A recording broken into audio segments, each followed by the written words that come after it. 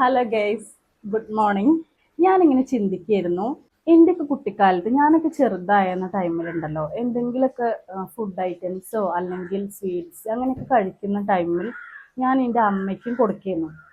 അപ്പോൾ അമ്മ പറയും, എനിക്ക് വേണ്ട, ഈ കഴിച്ചോ, എനിക്കിഷ്ടമല്ല, അങ്ങനെയൊക്കെ പറയും. അപ്പോൾ നമ്മളത് കഴിക്കും, നിർബന്ധിക്കൊന്നുമില്ല.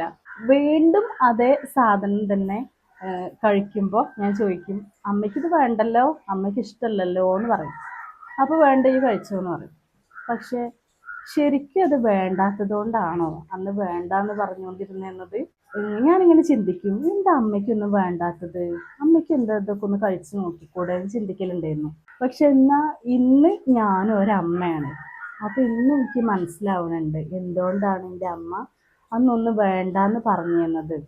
ഇഷ്ടമില്ലാത്തത് കൊണ്ടൊന്നും ആവൂല, നമ്മുടെ മക്കള് കഴിക്കട്ടെ, അവര് ഹാപ്പി ആയിട്ടിരിക്കട്ടെ, അവരെ വയറ് നിറയട്ടെ എന്ന് വെച്ചിട്ടായിരിക്കും അല്ലേ അന്ന് വേണ്ടാന്ന് പറഞ്ഞുകൊണ്ടിരുന്നത്.